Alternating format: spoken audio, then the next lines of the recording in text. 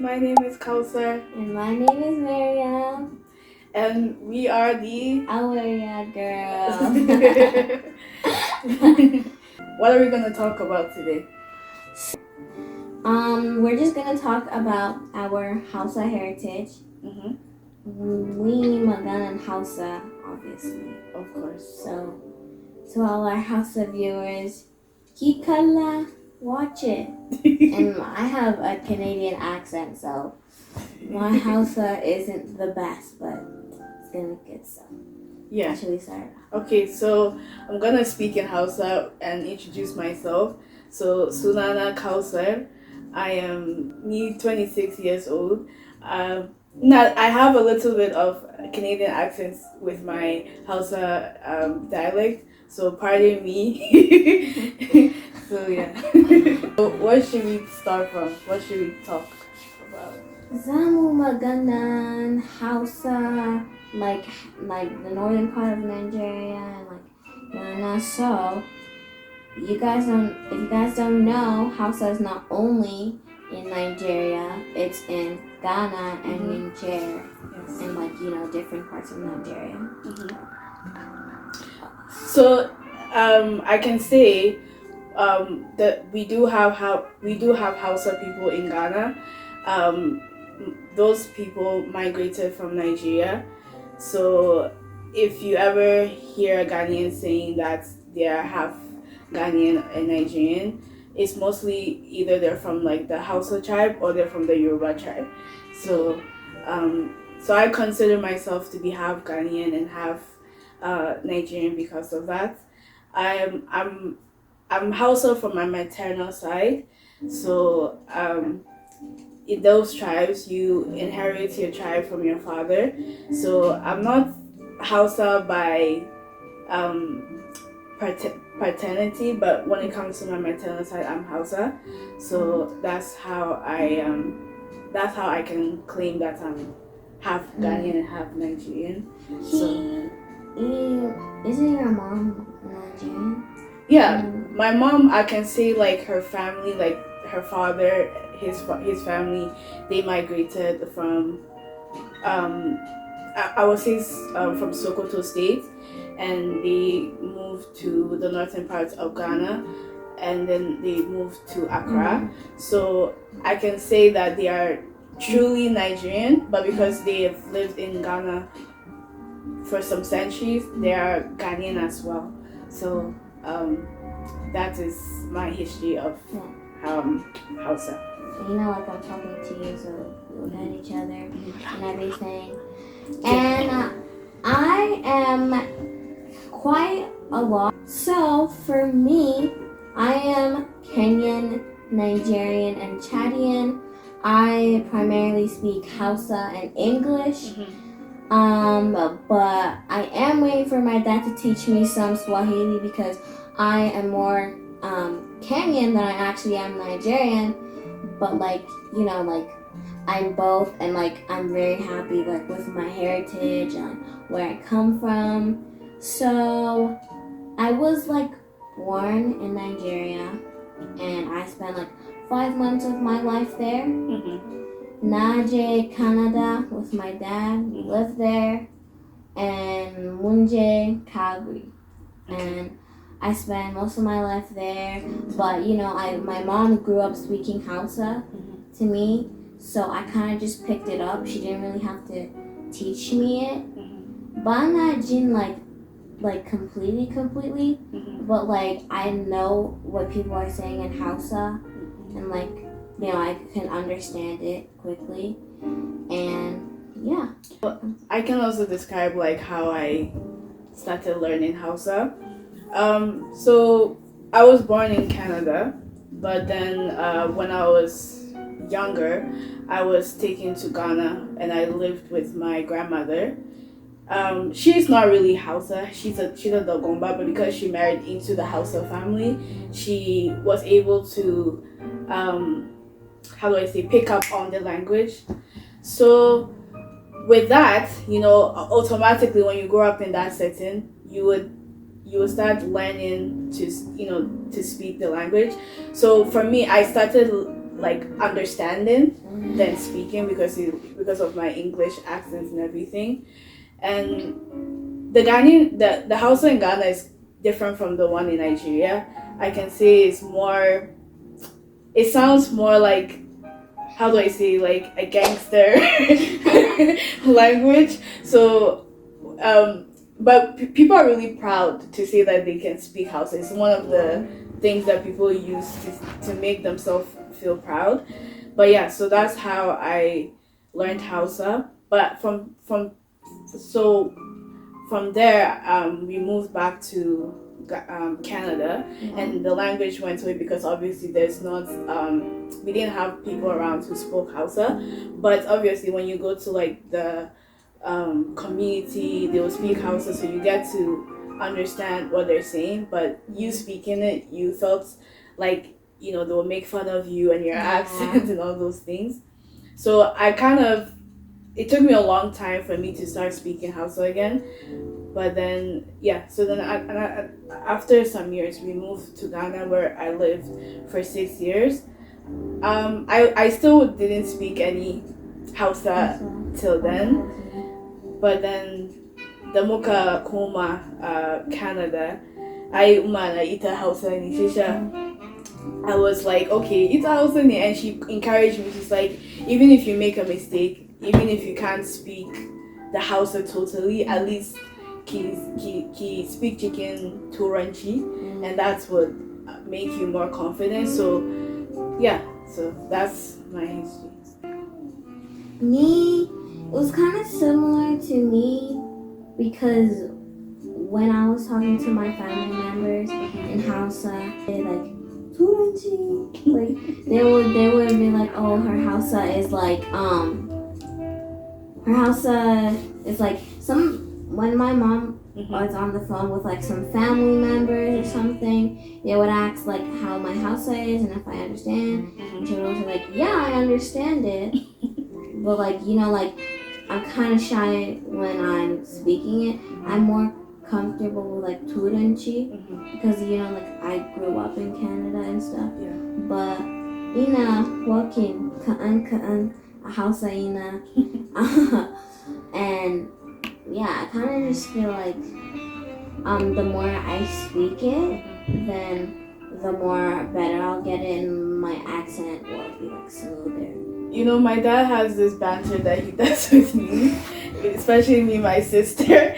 He'll be like, our house is like American Hausa because we don't speak it like how, let's say, like the Ghanaian people speak in Hausa. And sometimes, even in the community, they'll make fun of the way I would say certain things. So, like, for example, like, Jia Haka, 1 year to baby, like, how long have you stayed in Canada, right? Yeah. She come on Saura, and she to use one as a joking thing. Sometimes I feel like I wish I could speak it like the way people speak it back home, because especially when you go back home, you don't want people to know that you're a foreigner. You just want people to know that, oh, you're also part of the family.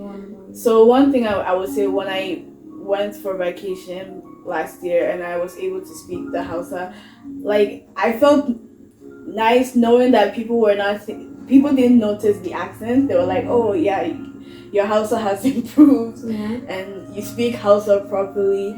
So yeah, and I think also watching like the Hausa movies, it also helps because then you can also pick up on how they pronounce the words and everything. So yeah. Me, one time I had a nightmare that I went to school in Nigeria and it was a Hausa speaking school. Night introducing myself in Hausa, I'd be like, Sunana Maria, now moving here from Canada, soda. And they were in the dream, they were making fun of me. Like even the teacher was laughing at me, and I woke up and I was like, oh yeah, like I need to improve my Hausa if I ever go to school in Nigeria, because no, that's not it. I'm not gonna get Next topic is relatable Hausa things, because there I've seen so many stuff on TikTok, the soda, like relatable like Spanish things or relatable like Chinese things or like relatable like First of all, the way you said Arewa, that's not how we say Arewa. You say Arewa, you whenever you say Arewa, it's like you say Amaria. So like yesterday or like day before yesterday. Yeah.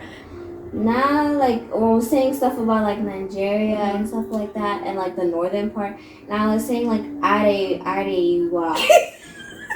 Not like, because, okay, I didn't know how to pronounce it properly. Yeah. Not like, Ameria. Like, yeah. how would I say Arewa? It's Orewa. Like, it's the R. Okay, so it's Arewa. Not like, Arewa. Or like, that's not how you say it. You say you know. Arewa.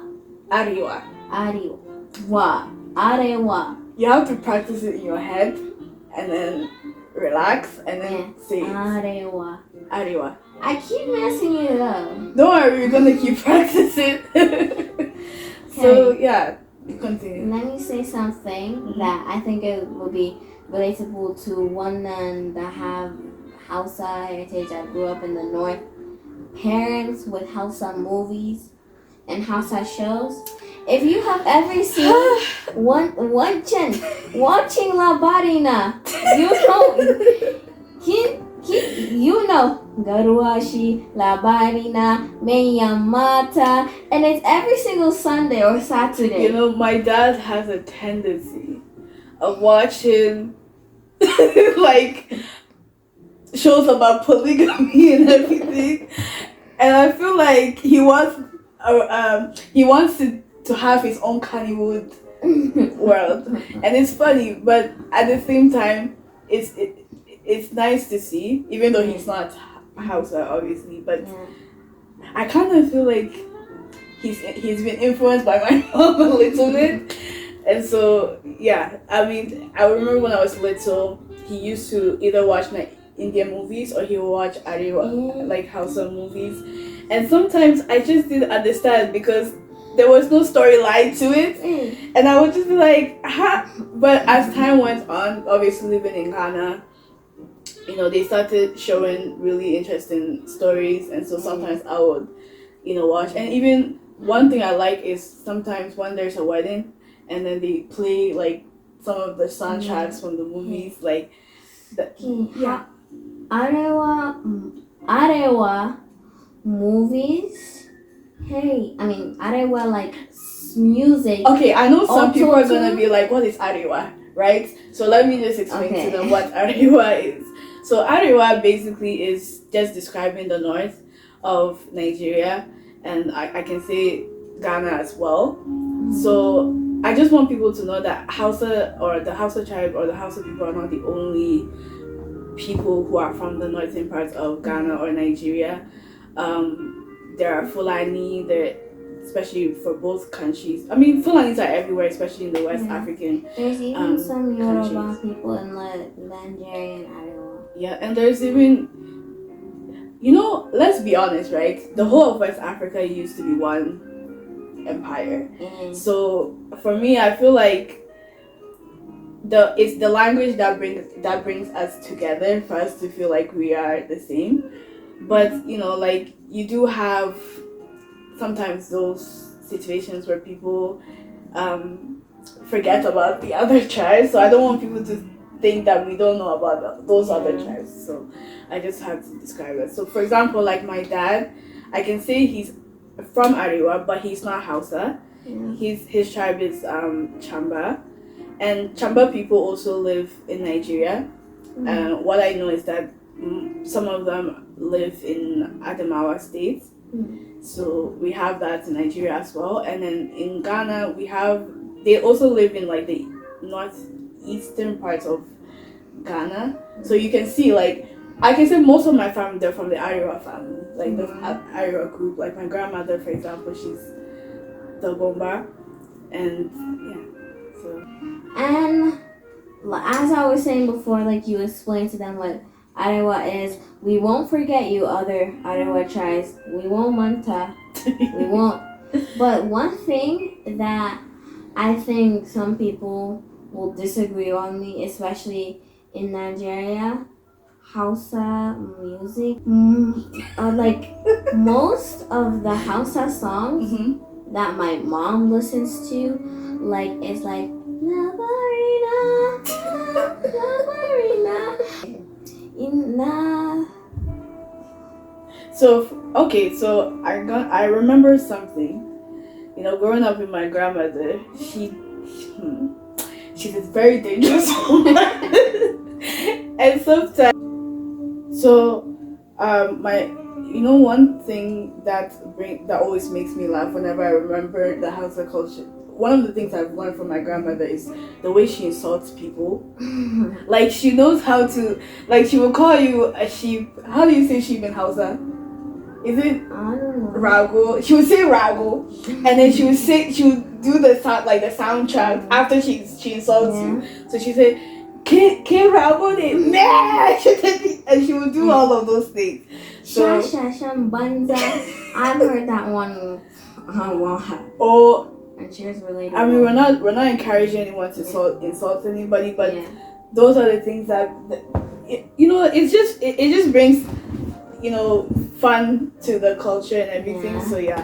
So I feel like the insults, not like insults, but like sometimes people say it in like a sarcastic way. They're very creative. They're not like American, like Western insults where like you're actually calling the person something bad, but it's like rago. It's kind of like sheep. It's not like it's like really really bad, but it's like like something it sounds. I feel like being able to speak Hausa and understand Hausa is such a flex. You know what I'm saying? Like sometimes I'll be on TikTok, right, and then somebody will say, "Sorry if you don't understand Hausa," and I'll be like, Just imagine if you can't understand Hausa and someone is insulting you, and then you ask the person, "What are they talking about?" Then you're like, you just lie, like, "Oh, they're calling you." Yeah. For example, like sometimes someone would say, sorry to say, they would say something like "shagia," and people who don't understand Hausa, they use it, thinking. I don't know what shagia means. It's a word that is very derogatory. So, changing of subjects, and it came up in my head, different things that not just Arewa parents do, but West African parents in general, different ways they discipline you, but like with their actions. So one thing I remember about my dad is that when we were younger, right, and he wanted to warn us, the only way I know that this guy was serious was when he drops that gun. He looks straight deep into your eyes. You know that this guy is not playing. And like making eyes. Or when you go to Makarant, I don't know if you have this experience of going to like Islamic schools in Nigeria, but in Ghana, we call our community Zongo, right? Sometimes during like Sundays or the weekend, you go to Makaranta, and sometimes if you don't recite the surah that you're on properly, they will say, "So how were you? They're not gonna you weren't able to like practice properly." They will just beat you. Okay. I have this one memory from 2020 during COVID when I was doing online school, and before we left they gave us this big stack of paper that we would be doing throughout the 2 weeks, and like my mom offered to help, right, and it was like I couldn't get it right and I started crying, and she was like, "Mesaki Mahuka." She wasn't like really mad, but she was like confused, like. Oh, I remember those times. Let me tell you, this is one of the reasons why I hate math. Okay? I remember those times when my mom would teach me how to And then when I get something, she's like, "You back, you the girl back, marry the back." And when she does that, you want to start crying. She's like, "Kick your father, cook that back." If like that, she said, those are the things I remember about. And Yeah. so I wonder, would we become like our parents? Like, will we You do the know, same thing? when I was younger, Mm-hmm. me, whenever my mom if I look back now, Mhm. the stuff that I did that my mom did to like trigger Yeah. was that stuff that I did to make my mom triggered. Mhm. I understand why she got triggered, but like the thing is, when I used to cry, I used to go in my room and I used to be like, but I'm treating kids, like this. I'm not treating my kids, like this. But That's if my kid was acting like that, No, I'm but telling if you. I look back now, if my kid was acting like that, Now I that's a lie. probably would. Let me tell you. Sometimes I have like, you see. Sometimes I see some kids, right? And I'm like, if I was their parents, I would just be thinking, like, what would I do in that type of situation, But I would say, like, I feel like those things help me become the confident person. And one thing about Arewa parents, they don't like when you don't tell the truth. If you lie to them and they catch you, that's it. When I was younger, Kula, my mom would be like, "Niban so kariya." It's like a mini kariya. Like, that's something Niban so. I mean, that's a taking. Like, how do you say a house of like, Vana son kariya? Tell me the truth. And they do their eyes away, like. Okay, I don't know if it's just I've seen a lot of parents do this now, like in skits and stuff like that. But it's so relatable when they open their eyes, like. Or one day, my mom had this. My mom had this side eye. She would do like this. Oh, she would do like this. After walking. I don't something know like if that. it's just me, but sometimes if I do something that my mom doesn't like, she will look at me and smile like she will like play along with it, but she will smile and she will be like, or like if I'm misbehaving at a grocery store, she would be like, Zamu je gida, we're going home. Zamu je gida, and like at first, like I used to get so scared when she said that. I'd be like, no. Or my grandmother, what she used to do is that she would threaten me with ginger. That she's not sorry. So when I saw the news of the parent being arrested for putting ginger into her son, I'm like, if this is. I wish it was me at that time, but I'm like, you're just you're just weak. This is part of life. But do you know that ginger has its benefits as well? Yeah. But definitely. And also nobody really talks about mostly like West African parents with their evil eye superstitions. Zacha, like, So, getting all of that out of the way, our last topic to close you guys off for the day. How about barbecues? What is your favorite thing about going to barbecues or something like that? So my favorite thing about going to barbecues is the seasoning of everything. I love, even you can turn the simplest dishes, the most like awkward dishes, and if you just put a little bit of African seasoning, you'll cut your ears. But one thing I'm going to say, not to offend nobody, I feel like we, the Arewa women, we are the best when it comes to cooking. Like, you cannot tell me anything. We know how to spice things. We know how to. And we are very, how do I say it, elegant. Precise with it. Okay, let me tell you something also about with Arewa moms, Ghanaian and Nigerian. They can whip anything up.